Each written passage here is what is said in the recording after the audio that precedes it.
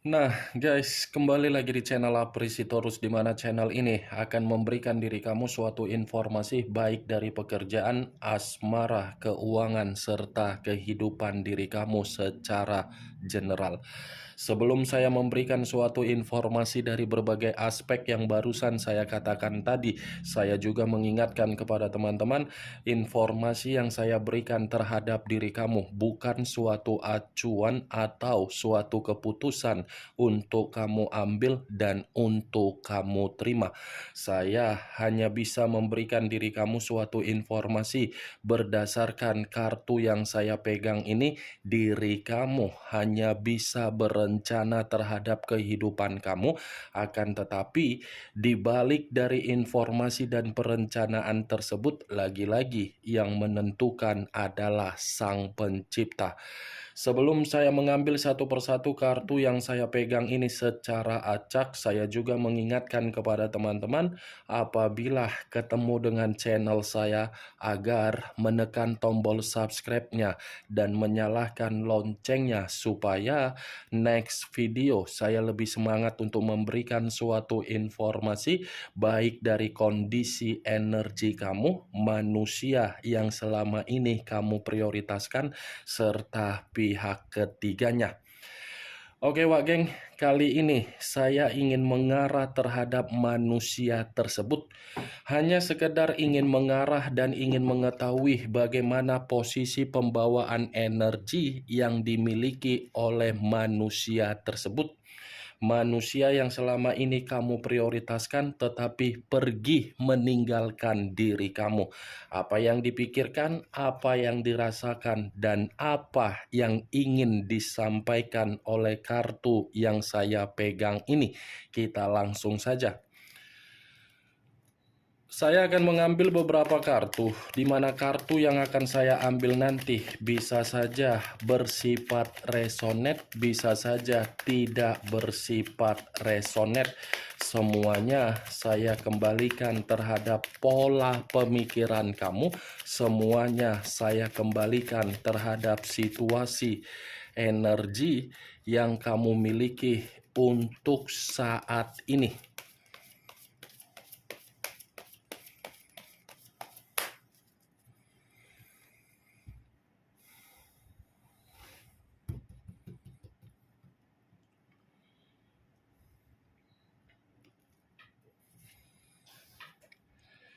Muncul kartu ini.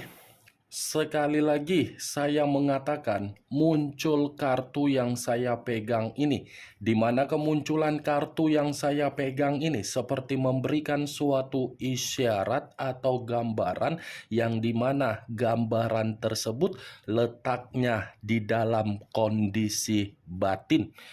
Kondisi batin yang bisa saja saya kategorikan untuk saat ini sepertinya masih berharap penuh untuk kembali terhadap diri kamu.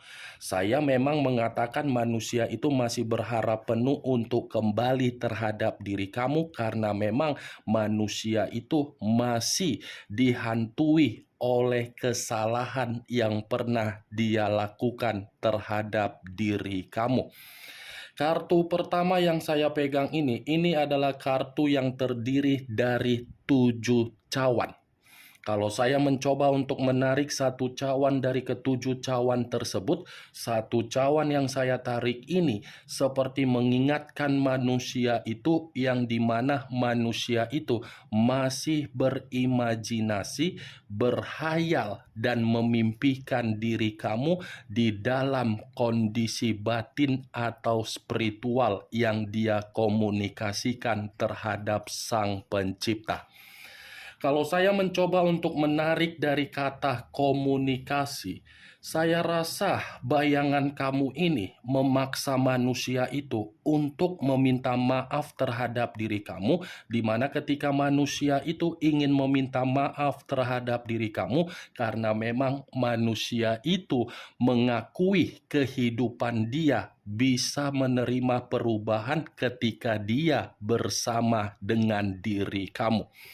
Ini manusia seperti masih menginginkan suatu bentuk peluang ketika diri kamu mampu untuk memberikan kesempatan. Sekalipun saya mengatakan manusia itu menginginkan kesempatan terhadap diri kamu, belum tentu diri kamu ini mampu untuk memberikan kesempatan tersebut. Bisa saja ada faktor yang mempengaruhi diri kamu untuk tidak memberikan kesempatan yang saya katakan tadi. Muncul kartu Knight of Swords, pangeran atau prajurit yang memegang satu pedang. Kalau saya mencoba untuk menarik dari kata pedang, pedang ini seperti mencoba untuk memberikan suatu gambaran yang dimana manusia itu masih tetap mencari diri kamu dan masih tetap menginginkan rasa simpati dan empati dari diri kamu. Knight of Swords, kemungkinan besar ini manusia masih akan tetap bergerak terhadap diri kamu, tetapi pergerakan yang akan dilakukan oleh manusia yang meninggalkan diri kamu bukan lagi pergerakan berdasarkan logika, tetapi berdasarkan situasi perasaan. Mungkin di masa lalu manusia itu bergerak secara logika, yang dimana logika yang dia mainkan tidak mampu untuk menyeimbangkan kondisi perjalanan komitmen kamu di masa lalu. Ketika diri dia mempergunakan logika dia lebih banyak menuntut diri kamu untuk membuat manusia itu bahagia, tetapi manusia itu tidak memberikan kebahagiaan terhadap diri kamu. Knight of Swords, sekalipun diri kamu berusaha untuk mencoba melupakan manusia itu, tetapi manusia itu belum bisa untuk melupakan diri kamu karena secara koneksi batin dia ini seperti merasa hambar ketika dia tidak berdekatan terhadap diri kamu. Muncul kartu Eight of Cups, terdiri dari 8 cawan. Kalau saya mencoba untuk menarik satu cawan dari ke-8 cawan yang barusan saya katakan tadi, satu cawan yang saya tarik ini seperti mengatakan situasi atau kondisi yang sedang terjadi terhadap manusia tersebut untuk siang hari ini, seperti ada kesedihan dan ada suatu bentuk kekecewaan ataupun penyesalan. Saya mengakui manusia itu yang meninggalkan diri kamu. Tetapi apa yang dia lakukan untuk meninggalkan diri kamu bukan berarti manusia itu tidak merasakan yang namanya sakit hati. Justru manusia itu yang lebih dalam untuk merasakan yang namanya sakit hati. Kenapa saya mengatakan hal tersebut? Karena bisa saja ini manusia secara tidak langsung, manusia itu memantau diri kamu saat ini. Di mana ketika dia memantau diri kamu dengan perubahan secara karakter kamu, di mana diri kamu sudah tidak mau untuk terkoneksi, membuat manusia itu merasa terluka secara dalam. Ini 8 cawan yang berarti kartu ini berbicara secara luka.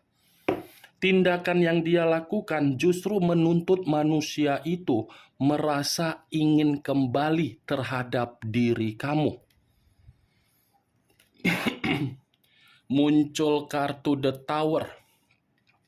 Unsur tanah berlambangkan 3 zodiak: Capricorn, Taurus, dan Virgo. Kalau saya mencoba untuk mengesampingkan ketiga zodiak yang barusan saya katakan tadi, keluarnya kartu The Tower ini seperti mengatakan situasi dan kondisi yang sedang dia rasakan. Situasi tersebut berupa kehancuran. Kehancuran yang saya katakan ini bisa saja kondisi keuangan dia yang sedang terpuruk. Situasi kehancuran ini bisa saja saya kaitkan di dalam perjalanan komitmen dia terhadap pihak ketiga dia, yang dimana perjalanan komitmen itu bukan lagi berbicara secara kenyamanan, tetapi berbicara secara ancaman.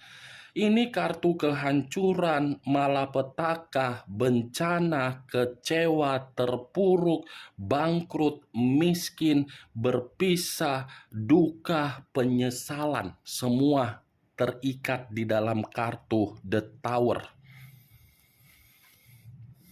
Muncul kartu The Two of Swords, terdiri dari dua pedang, kiri dan kanan, kanan dan kiri. Kalau saya mencoba untuk menarik satu pedang dari kedua pedang tersebut, ini lebih mendominasi terhadap kondisi pemikiran dia, yang dimana kondisi pemikiran dia benar-benar sedang buntu.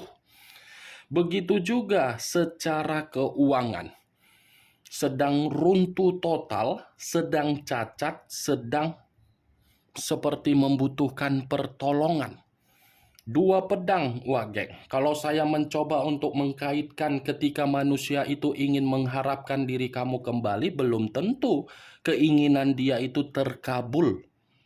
Kalau saya mencoba mengkaitkan dari komitmen dia terhadap pihak ketiga dia, bisa saja komitmen itu lagi bersifat perselisihan. Muncul kartu The Two of Cups, terdiri dari dua cawan. Kalau saya mencoba untuk menarik satu cawan dari kedua cawan yang barusan saya katakan, satu cawan yang saya tarik ini lagi-lagi sepertinya manusia itu yang lebih ngotot untuk menjalin kemitraan kembali terhadap diri kamu. Ini manusia masih terobsesi besar terhadap diri kamu. Masih ketergantungan besar terhadap diri kamu. Karena secara tidak langsung dua cawan ini seperti mengatakan manusia itu masih menyimpan bagaimana kondisi yang pernah kamu lakukan ketika diri kamu terlalu menyayangi dan terlalu bertanggung jawab. Tetapi kalau saya mencoba untuk mengkaitkan dari situasi komitmen yang dia lakukan terhadap orang lain, saya rasa komitmen itu hanya bersifat sementara waktu. Karena kartu yang saya pegang ini, yang dimana tadi keluar kartu The Tower, kehancuran, komitmen itu sedang bersifat hancur.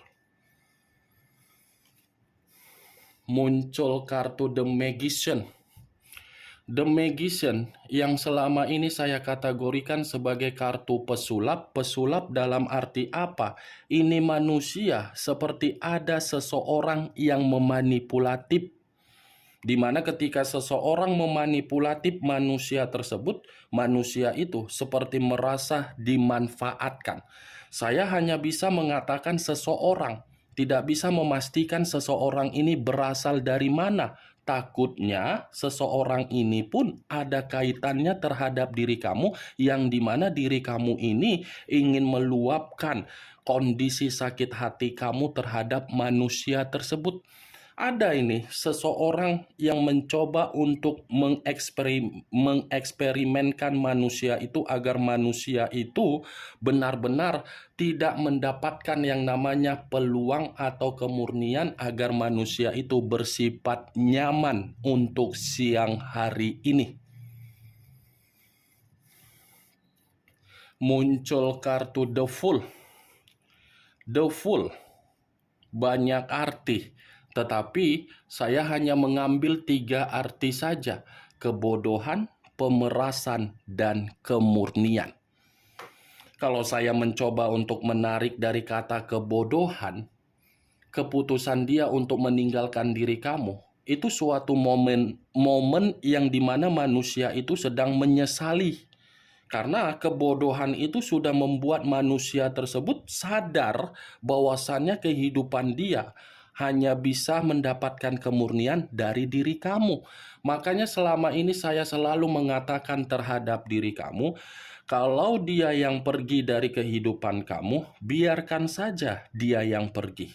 Itu kan keputusan dia. Kamu tidak bisa mengganggu-gugat keputusan tersebut.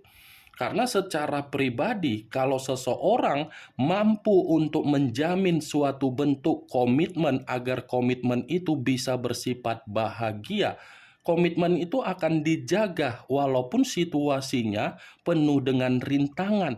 Tetapi permasalahannya, orang yang kamu prioritaskan selama ini hanya bisa menganggap komitmen ketika bersama dengan diri kamu, komitmen yang dia anggap sebagai permainan.